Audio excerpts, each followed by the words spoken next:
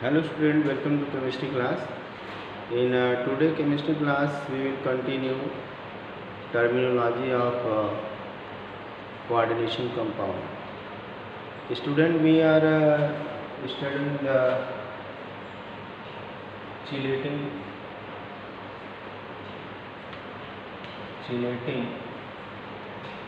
reagent, chelating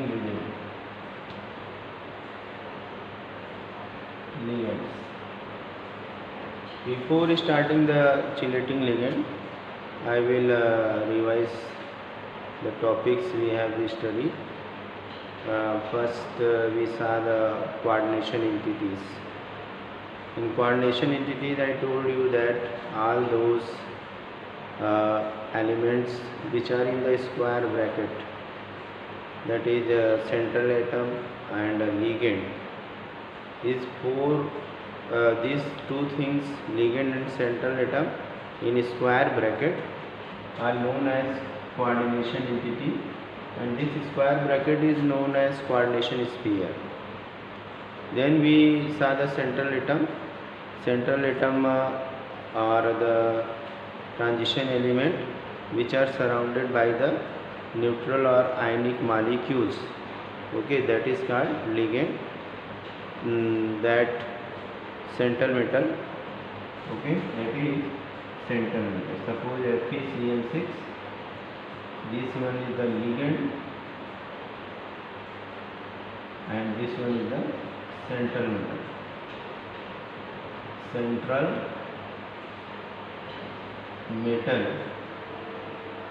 metal ion. Okay. Now then we saw the ligands. Ligands are those which can donate at least one pair of electron, and ligands are Lewis base. Therefore central metal act as Lewis acid. Okay. Ligands on the basis of donation of number of lone pair electron. There are of so many types, and we studied about the monodentate ligand, which can donate only one pair of electron, that is monodentate ligand. Then we saw didentate ligand, which can donate two pair of electron. Then polydentate ligand, which can donate more than two pair of electron, like the EDTA, which is hexadentate. EDTA, full form of EDTA is the ethylene diamine tetraacetate. Okay. Then we saw the ambidentate ligand. What are the ambidentate ligand? Those ligands which have two donor atom, and one can donate lone pair at a time. What one can donate, both not, but both can donate in different time. Okay, when we have required how much, which type of bonding takes place, what are energy between the central metal and coordination. Okay, these are the things. Then what is ambidentate ligand? Those ligand which have two donor atom, but one can give lone pair electron at a time. Okay. Now then we saw the chelating ligands, and chelating ligands are those which have the number of lone pair electron, which can give more than two lone pair of electron. They can act as chela. Chela means chimta. Suppose you have a chelating ligand which can donate 5 pair of electron, and this is the central metal. Then it can hold like this. जितने ज़्यादा chelating ligands होंगे उतनी ज़्यादा stability होगी, और ये जो chelating ligands के कारण जो स्टेबिलिटी का फिनोमिना है, इसको हम चिलेटिंग इफेक्ट बोलते हैं. ठीक है, तो आज हम लोग यहाँ पे चिलेटिंग लिगेंड एक बार और देखेंगे. ठीक है, इसको इंग्लिश करते हैं. Polydentate ligands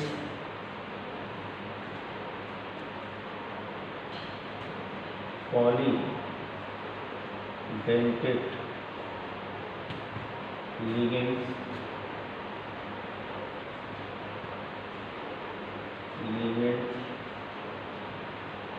polydentate ligands cause chelation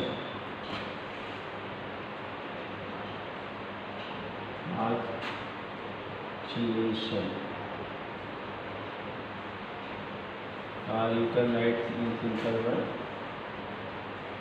act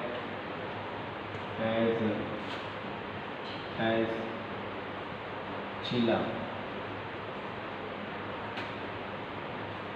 for central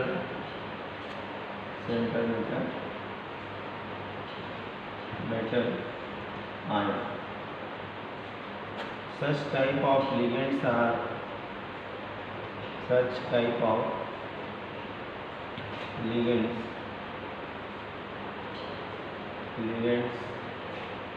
known as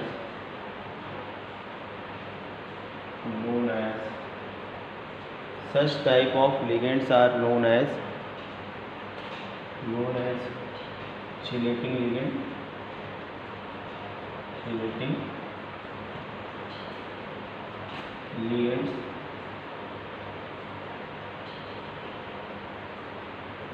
Example PDPA, ethylene diamine,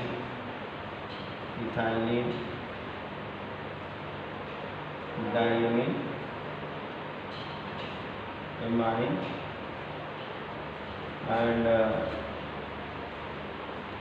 and auxiliary ion. Okay. Now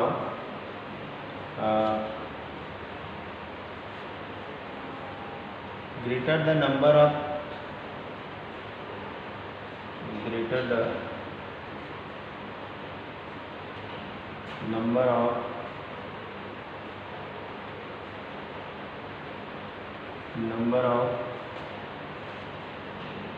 chelating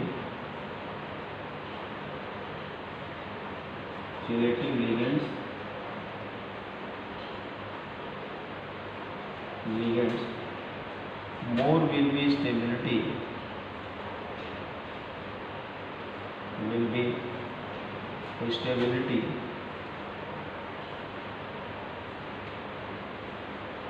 stability of complex. Okay, once more you see here, polydentate ligand act as chila means चिमटा. जैसे घर में mummy रोटी उतारती हैं तवे पर से, वो कैसा चीला होता है, चिमटी. और बायोलॉजी लैब में हम लोग जो है किसी चीज़ को पकड़ने के लिए चीला यूज़ करते हैं. तो ये पॉलीडेंटेट जो लिगेंड होते हैं वो चीला की तरह से काम करते हैं सेंट्रल मेटल को, तो उनको हम चिलेटिंग लिगेंड्स बोलते हैं. और ये जो चिलेटिंग लिगेंड्स का एग्जांपल आप देख सकते हैं, EDTA ethylene diamine tetraacetate, ethylene diamine and oxalate ion, ये सब हमारे चिलेटिंग लिगेंड्स हैं. जितना ज़्यादा नंबर ऑफ चिलेटिंग लिगेंड्स होंगे उतनी ज़्यादा स्टेबिलिटी उस कंपाउंड की होगी. ठीक है. अब इसके बाद एक नेक्स्ट पॉइंट हम ले लेते हैं कि stability of coordination compound due to chelation और stability of next point stability of coordination compound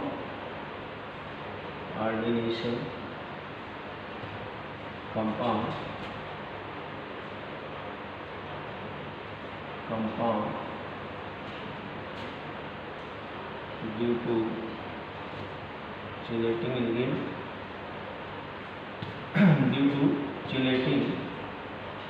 ligand ligands is known as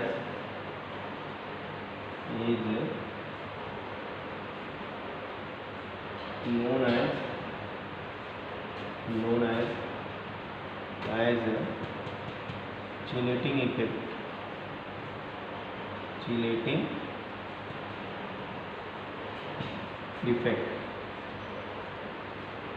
okay, तो कोऑर्डिनेशन कंपाउंड्स की stability due to chelating ligand की कारण जो स्टेबिलिटी होती है कोऑर्डिनेशन कंपाउंड की, तो इस फिनोमेना को हम चिलेटिंग इफेक्ट कहते हैं। क्या कहते हैं?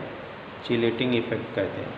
ओके, एंड कुछ ऐसे भी लिगेंड होते हैं जहाँ पे पाई डोनर बॉन्ड होते हैं या पाई एसिड लिगेंड्स होते हैं।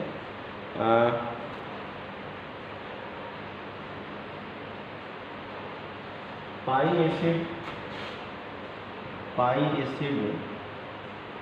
Ligands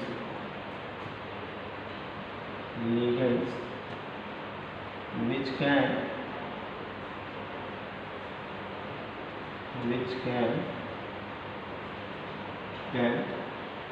form sigma and pi bond with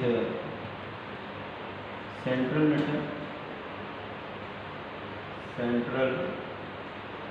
metal ion by donating and receiving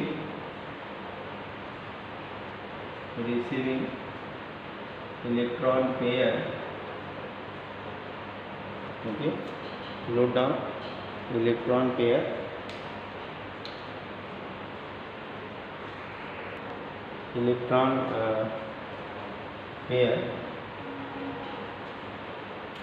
also stabilize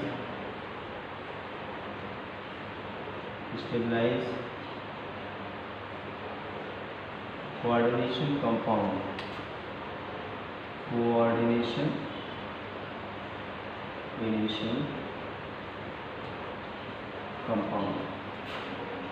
okay, compound। Okay, stabilize करके कोऑर्डिनेशन कंपाउंड बनाते हैं। ठीक है, and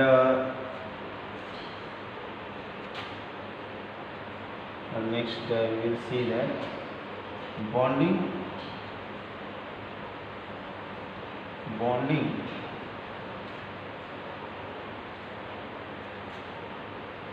from metal to ligand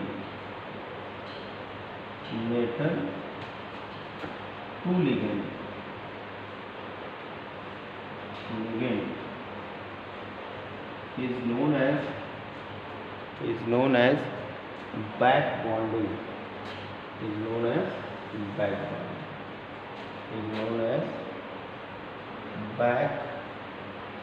bonding example carbon monoxide back bonding करता है। ठीक है, तो हमने यहाँ पे देख लिया कि अगर स्टेबिलिटी चिलेटिंग लिगेंड के कारण है तो उसको हम चिलेटिंग इफेक्ट कहेंगे। और कुछ ये लिगेंड ऐसे होते हैं पाई एसिड लिगेंड जो कि मेटल के साथ सिग्मा बॉन्ड बनाते हैं बाय डोनेटिंग लोन पेयर और एक्सेप्ट करते हैं अपने पाई ऑर्बिटल जो वैकेंट पाई ऑर्बिटल होते हैं वो मेटल से इलेक्ट्रॉन एक्सेप्ट करके एक बॉन्ड बनाते हैं। ठीक है, इससे क्या होता है, डबल बॉन्ड बन जाता है। तो जो बॉन्ड मेटल से लिगेंड के साइड में बनता है उसको हम बैक बॉन्ड कहते हैं। और बैक बॉन्डिंग का बेहतर एग्जांपल है कार्बन मोनोऑक्साइड, और इससे भी मेटल की स्टेबिलिटी बढ़ती है। ओके, चलिए तो अब नेक्स्ट टॉपिक पे हम आते हैं। ओके, तो स्टूडेंट अभी हम लोग देख रहे थे जो है कि चिलेटिंग इफेक्ट। आप देखेंगे हम लोग कोऑर्डिनेशन नंबर कोऑर्डिनेशन नंबर क्या क्या है? कोऑर्डिनेशन नंबर किसको कहते हैं? तो coordination number, coordination number, okay.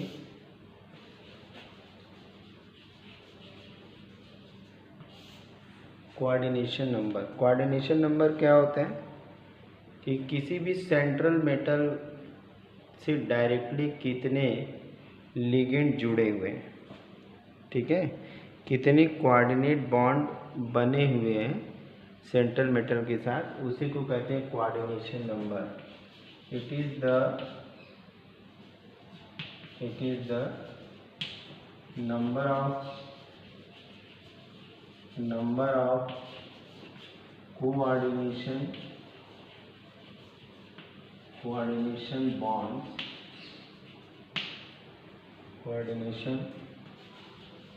bonds, it is the number of coordination bond which is made by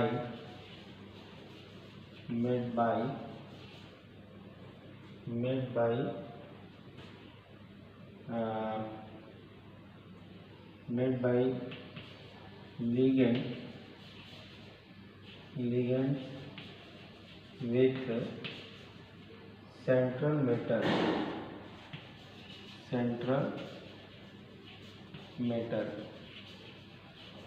atom or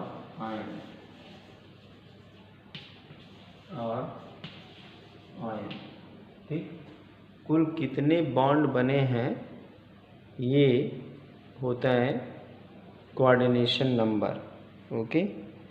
तो अब कोऑर्डिनेशन नंबर इन केस हम लोग जानते हैं दो तरह के लिगेंड होते हैं, एक तो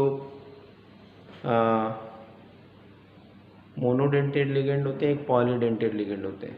तो दोनों के केस में कोऑर्डिनेशन नंबर अलग अलग होंगे, ठीक है। In case of monodentate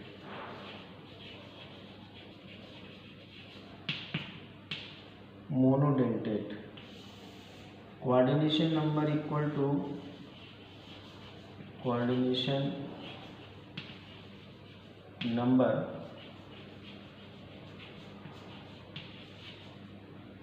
equal to number of ligands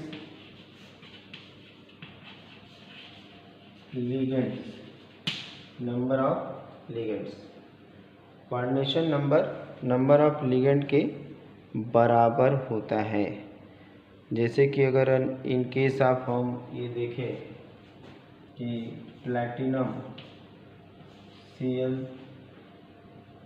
Cl8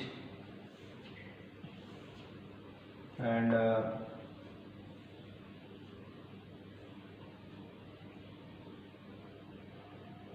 here is -4, तो कोऑर्डिनेशन नंबर यहाँ पे क्या हो जाएगा? कोऑर्डिनेशन नंबर 8 हो जाएगा। तो कहने का मतलब है कि अगर मोनोडेंटेड लिगेंड है, अगर मोनोडेंटेड लिगेंड अटैच है सेंट्रल मेटल के साथ, तो जितने भी नंबर ऑफ लिगेंड होंगे वही उसका जो है कि कोऑर्डिनेशन नंबर होगा। लेकिन अगर पॉलीडेंटेड लिगेंड आते हैं तब उसके लिए जो है कि चेंज हो जाएगा। इसको नोट कर लिया होगा कि कोऑर्डिनेशन नंबर क्या होते हैं, कोऑर्डिनेशन बॉन्ड कितना बना हुआ है वही होता है। अब इसके बाद in case of polydentate ligand,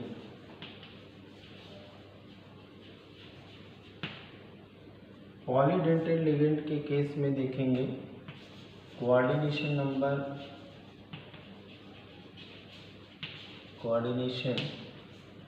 number जो होता है वो नंबर ऑफ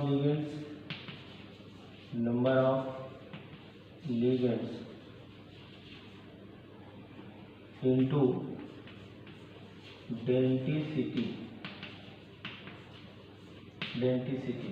डेंटिसिटी से मल्टीप्लाई कर देंगे। जैसे कि अगर कहीं पे है FeN होल 4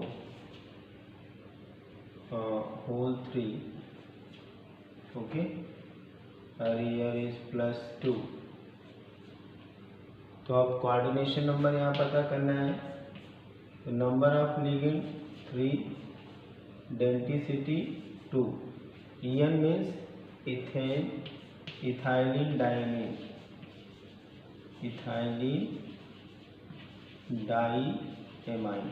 चूँकि इसे यहाँ एमाइन ग्रुप 2 है तो 2 लोन पेयर डोनर होंगे, तो 3 × 2 कर देंगे तो =6 हो जाएगा कोऑर्डिनेशन नंबर। ठीक है, जितनी भी डेंटिसिटी रहे उससे हम उसको मल्टीप्लाई कर देंगे। ठीक है, तो आई होप ये कोऑर्डिनेशन नंबर समझ आ गया कि अगर मोनोडेंटेड लिगेंड रहेंगे तो सेंट्रल एटम से लगे हुए अगर मोनोडेंटेड लिगेंड हैं तो हम उतना ही कोऑर्डिनेशन नंबर हो जाएगा, उतना ही कोऑर्डिनेशन नंबर लेंगे हम। और अगर पॉलीडेंटेड लिगेंड लगे हैं इसमें बाईडेंटेड, ट्राईडेंटेड, हेक्साडेंटेड, तो उस केस में जो है कि डेंटिसिटी से मल्टीप्लाई कर देंगे। ठीक है, तब जाके हमें कोऑर्डिनेशन नंबर मिलेगा। नेक्स्ट हमारा आता है कोऑर्डिनेशन स्फीयर। अगला है हमारा कोऑर्डिनेशन स्फीयर। क्या होता है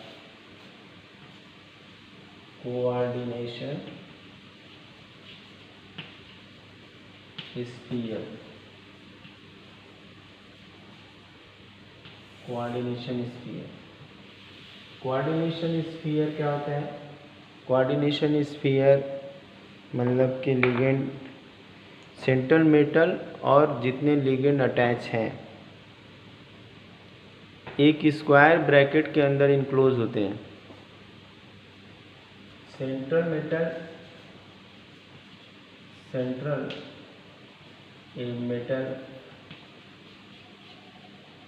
metal plus ligands in square enclosed in square bracket, enclosed in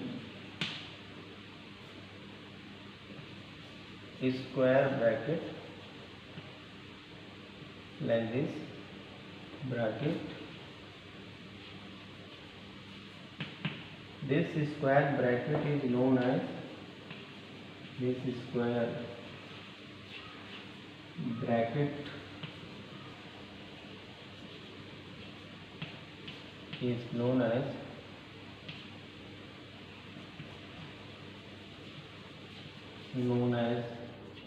coordination sphere. Coordination sphere, okay, इसी को हम लोग कोऑर्डिनेशन स्फीयर कहते हैं। ठीक, फॉर एग्जांपल हम यहाँ पे देख सकते हैं, यहाँ पे हमारा CN6 पावर 2। तो अब ये जो स्क्वायर ब्रैकेट है ये, इसको कहते हैं कोऑर्डिनेशन स्फीयर, इसको कहते हैं कोऑर्डिनेशन स्फीयर। ओके, तो आई होप ये कोऑर्डिनेशन स्फीयर समझ में आ गया। अब इससे जो सपोज कि यहाँ पे K4 लगा हुआ है, तो ionisable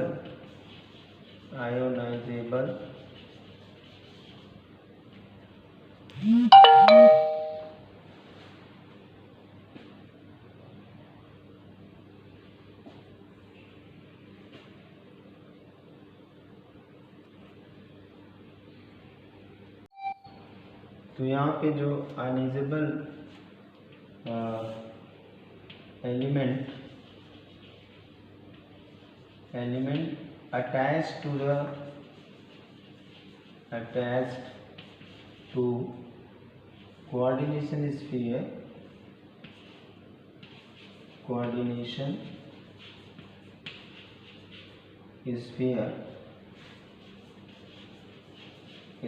is known as counter ion. अगर इधर या इधर इस साइड में या इस साइड में कोई भी आयन लगा हुआ है तो उसको हम जो है कि क्या कहते हैं, उसको हम कहते हैं काउंटर आयन। ओके, नेक्स्ट अब हम देखेंगे कोऑर्डिनेशन स्फीयर। क्लियर हो गया। एक स्क्वायर ब्रैकेट जिसके अंदर लिगेंड और सेंट्रल मेटल होते हैं उसको हम कोऑर्डिनेशन स्फीयर कहते हैं। ठीक है, और इस कोऑर्डिनेशन स्फीयर के बाहर इधर या इधर जो भी आयनाइजेबल पार्ट लगा होता है उस आयनाइजेबल पार्ट को हम कहते हैं counter ion. Counter ion ionizable valency को बताता है और लिगेंड जो होता है नॉन आयनाइजेबल सेकेंडरी वैलेंसी को बताता है। ठीक है, तो इस तरह से आई होप ये कोऑर्डिनेशन स्फीयर सबको समझ में आ गए होंगे। अब हम लोग जो है कि कल की क्लास में हम लोग पढ़ेंगे 2-3 टर्म्स और बचे हुए हैं, उन टर्म्स को पढ़ेंगे। जैसे कि कल की क्लास में हम लोग को पढ़ना है polyhedron oxidation number and homoleptic heteroleptic complex and labile और इंसर्ट इनर्ट कॉम्प्लेक्स के बारे में पढ़ना है, इफेक्टिव न्यूक्लियर एटॉमिक नंबर के बारे में। ठीक है, thank you, have a nice day.